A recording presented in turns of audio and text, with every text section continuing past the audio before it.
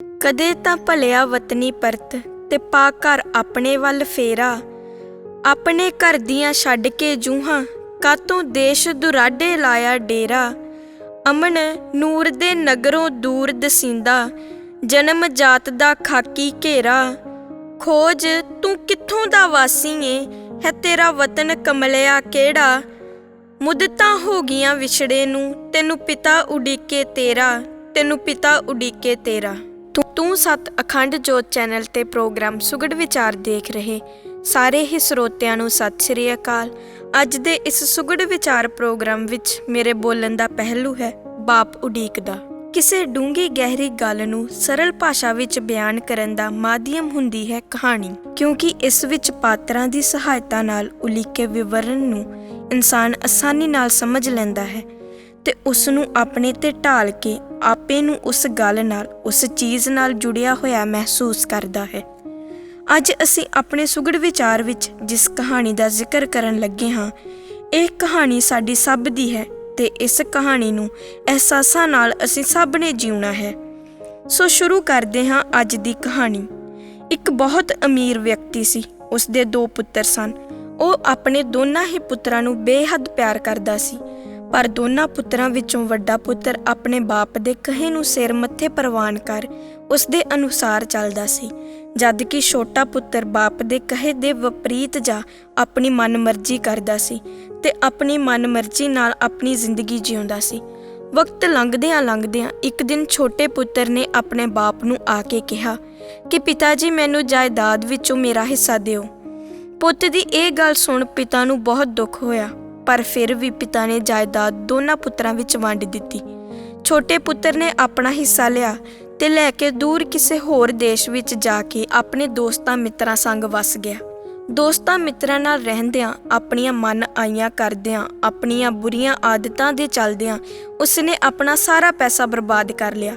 ਜਦ ਦੋਸਤਾਂ ਮਿੱਤਰਾਂ ਨੇ ਵੇਖਿਆ ਕਿ ਇਹ ਤਾਂ ਆਪਣਾ ਸਾਰਾ ਪੈਸਾ ਬਰਬਾਦ ਕਰ ਚੁੱਕਾ ਹੈ, ਇਸ ਕੋਲ ਹੁਣ ਕੋਈ ਪੈਸਾ ਨਹੀਂ ਬਚਿਆ, ਤਾਂ ਉਹਨਾਂ ਨੇ ਇੱਕ ਕਰ ਸਾਥ ਛੱਡਣਾ ਸ਼ੁਰੂ ਕਰ ਦਿੱਤਾ। ਹੁਣ ਇਕੱਲਾ ਰਹਿ ਗਿਆ ਏ, ਨਾ ਕੋਲ ਪੈਸਾ ਏ, ਨਾ ਹੀ ਰਹਿਣ ਨੂੰ ਕੋਈ ਘਰ ਥਾਂ।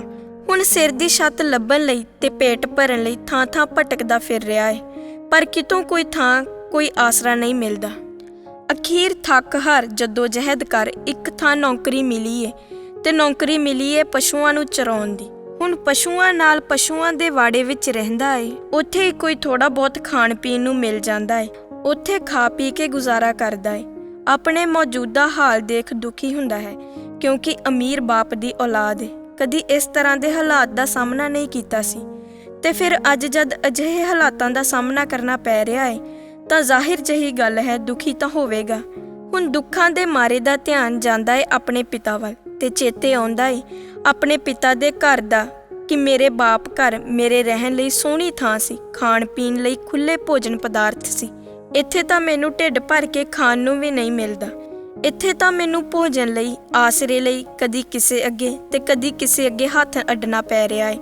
ਕਿਉਂ ਨਾ ਮੈਂ ਆਪਣੇ ਪਿਤਾ ਕੋਲ ਆਪਣੇ ਘਰ ਵਾਪਸ ਚਲਿਆ ਜਾਵਾਂ, ਪਰ ਅੰਦਰ ਉਸ ਗਲਤੀ ਦਾ ਅਹਿਸਾਸ ਹੈ ਜੋ ਕੁਝ ਸਾਲ ਪਹਿਲਾਂ ਕਰਕੇ ਘਰੋਂ ਨਿਕਲ ਆਇਆ ਸੀ।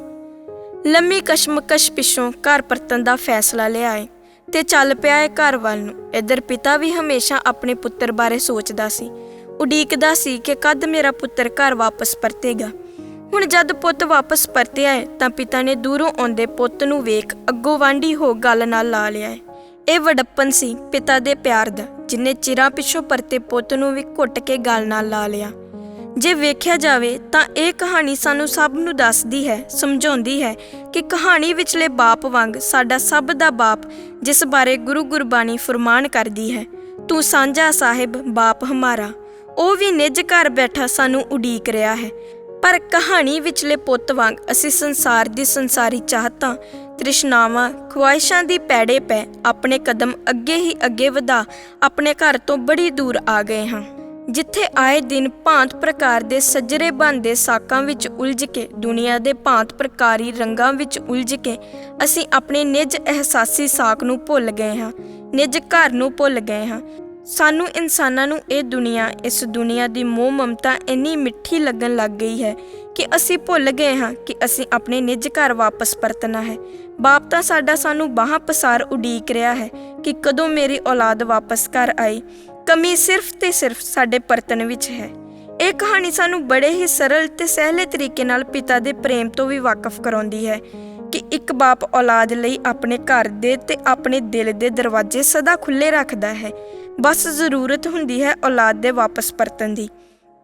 ਸੋ ਇਸ ਕਹਾਣੀ ਤੋਂ ਸਮਝ ਲੈ ਮਾਲਕ ਸਤਿ ਸ੍ਰੀ ਅਕਾਲ ਪੁਰਖ ਪਿਤਾ ਜੀ ਦੇ ਪ੍ਰੇਮ ਦਾ ਤਕਾਜ਼ਾ ਲਾ ਵੇਖ ਲਈਏ ਕਿ ਸਾਡਾ ਬਾਪ ਸਾਡਾ ਪਿਤਾ ਪਰਮਾਤਮਾ ਸਾਨੂੰ ਉਡੀਕ ਰਿਹਾ ਹੈ ਤੇ ਅਸੀਂ ਜੀਵਨ ਨਾਮੀ ਦਿਨ ਦੀ ਰਾਤ ਪੈਣ ਤੋਂ ਪਹਿਲਾਂ ਘਰ ਪਰਤਣਾ ਹੈ, ਕਿਉਂਕਿ ਔਲਾਦ ਦੀ ਸਰਦਾਰੀ ਬਾਪ ਦੇ ਘਰ ਹੀ ਹੁੰਦੀ ਹੈ। ਸਤਿ ਸ੍ਰੀ ਅਕਾਲ।